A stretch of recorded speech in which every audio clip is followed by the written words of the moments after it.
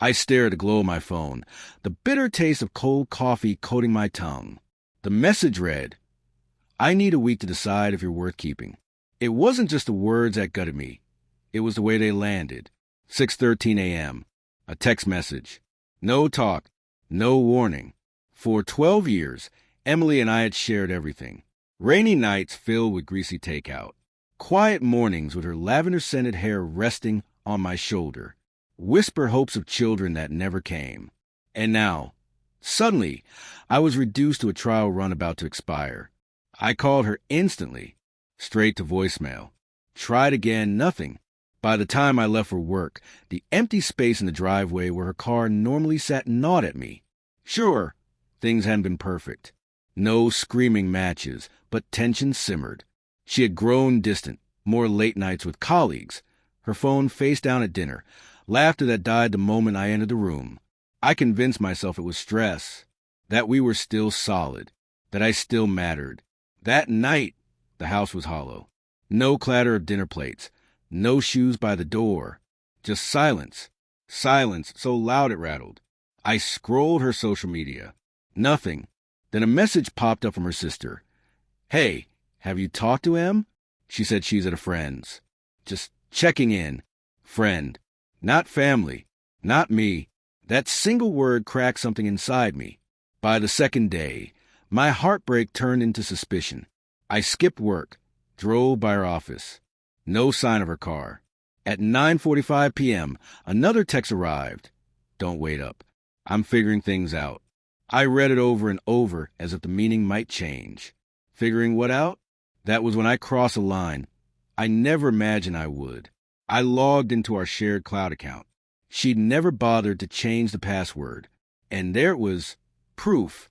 A photo, time-stamped from the night before. She was at a dimly lit bar, leaning close to a man I didn't recognize. His hand lingered near hers. Her smile was too wide, too familiar. Day 3, she finally came home. Her hair damp, a bag slung over her shoulder like she was a guest, not a wife. "Where have you been, Emily?" My voice was steady. Too steady. She froze. "I told you I needed space." "A week to decide if I'm worth keeping," I repeated, bitterness rising. "And this is how you spend it?" Bars in him. Her face drained of color. "You went through my stuff." "No," I snapped. "You left our life unlocked, and I walked in." Silence. Then a faint shake of her head. "It's not what you think." "Then tell me what I should think." Her eyes darted away. I just needed to feel wanted again. There it was. The truth, sharp and merciless. The week stretched on like a quiet war. She took the guest room. I lay in our bed, staring at the ceiling, haunted by visions of her with him. She slipped out early, returned late. Sometimes I heard muffled sobs from the bathroom. Other times, nothing at all. Friends texted, "You okay? Want to talk?" But I didn't want comfort. I wanted answers. I wanted the version of her who kissed my forehead when I dozed on the couch. Mostly, I wanted to stop feeling like a man waiting to be discarded.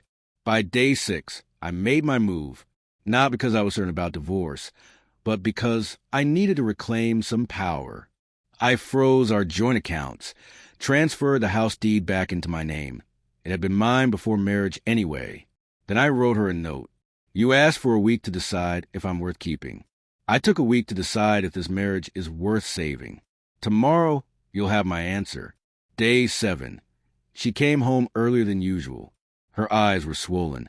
Her phone clutched like a lifeline. "Can we talk?" she asked softly. I nodded but stayed silent. She sat across from me at the kitchen table.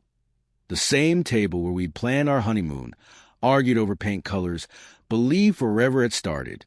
"I made a mistake," she whispered.